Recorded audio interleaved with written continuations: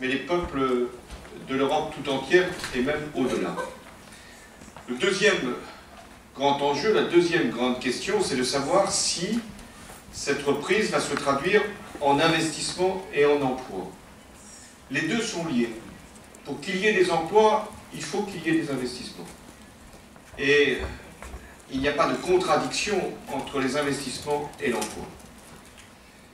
Et puis le troisième grand enjeu, c'est de savoir si la communauté internationale va être capable, en décembre prochain, de trouver un accord, non pas un accord parce qu'il y a une conférence et qu'il faut trouver une issue, mais un accord durable, un accord qui modifie les comportements, les décisions des États, les choix d'investissement des entreprises et les modes de consommation et de transport des ménages.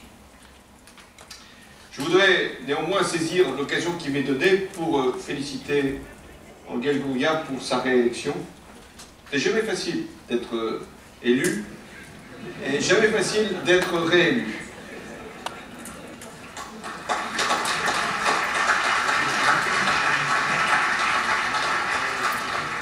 Et je veux donc saluer ce qu'a été l'action de l'OCDE ces dernières années. D'abord, votre organisation a été capable d'associer les grands pays émergents aux travaux qu'elle a été capable de mener également. Vous avez joué aussi un rôle majeur dans la gouvernance économique lors des principaux sommets qui ont pu se tenir à tous les niveaux. Et vos travaux ont servi d'inspiration. Enfin, vous avez mené une tâche qui était aussi nécessaire que délicate pour l'édiction de normes fiscales, et il y aura la signature cette année de l'accord multilatéral pour la mise en place des échanges automatiques d'informations en 2017, et nous y tenons. Alors je viens au premier enjeu que vous avez voulu donner à votre conférence.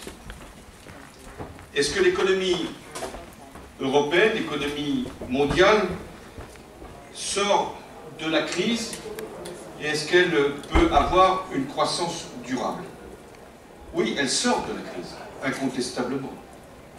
Mais il n'est pas encore sûr, aujourd'hui, que la croissance puisse être durablement élevée.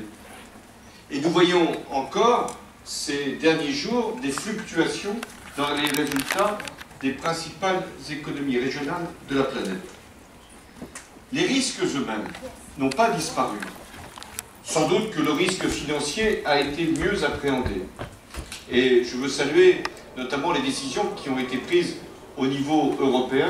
Je pense notamment, et nous y avons consacré plusieurs nuits, Marc Rutte et moi-même, à l'union bancaire. Mais il y a toujours des risques qui concernent le désordre des monnaies, la volatilité des cours des matières premières, et encore un certain nombre de produits qui peuvent favoriser la spéculation. Les risques sont aujourd'hui géopolitiques et ils peuvent déstabiliser gravement l'économie. Je pense à ce qui se passe à l'est de l'Europe, avec des conséquences en termes de sanctions et donc de ralentissement des échanges et de doute même sur la capacité qui pourrait être la nôtre d'avoir avec la Russie une relation qui puisse être fructueuse. Il y a ce qui se passe au sud et notamment au Moyen-Orient, catastrophe humanitaire, mais également pour les matières premières, des conséquences que nous ne pouvons pas aujourd'hui mesurer.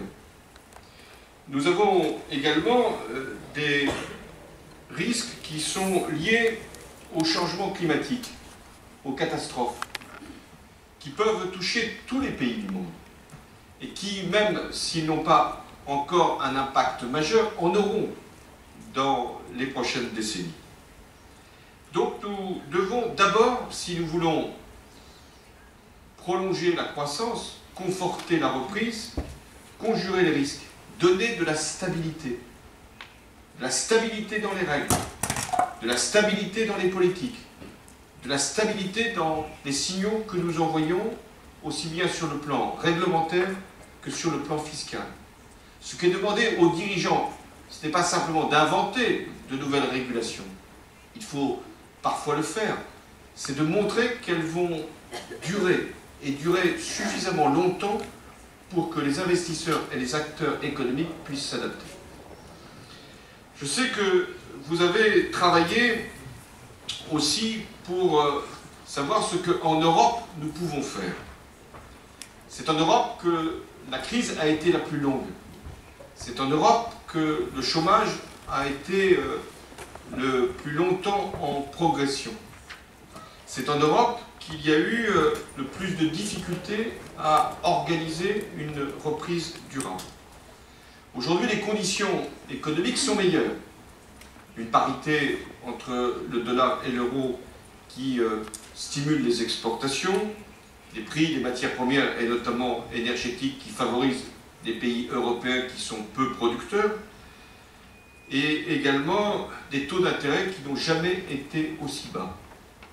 Mais ce qui fera l'ampleur de la reprise, c'est d'abord la traduction des réformes que nous avons engagées dans chacun de nos pays. Des réformes qui ne peuvent pas simplement se résumer à des mesures budgétaires ou à des ajustements fiscaux. Ce qui est essentiel, c'est de pouvoir avoir des conditions de compétitivité, de productivité, d'innovation qui permettent à l'Europe d'être une source de croissance par elle-même.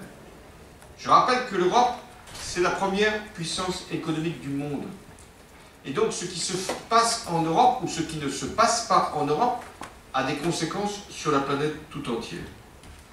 Nous avons un niveau de chômage qui est trop élevé, en France, mais aussi en Europe. Les chiffres ont été publiés encore aujourd'hui. 11% de chômage en Europe, c'est trop, beaucoup trop. Et nous savons quelles conséquences, sur le plan politique, ce niveau de chômage peut avoir dans les comportements électoraux.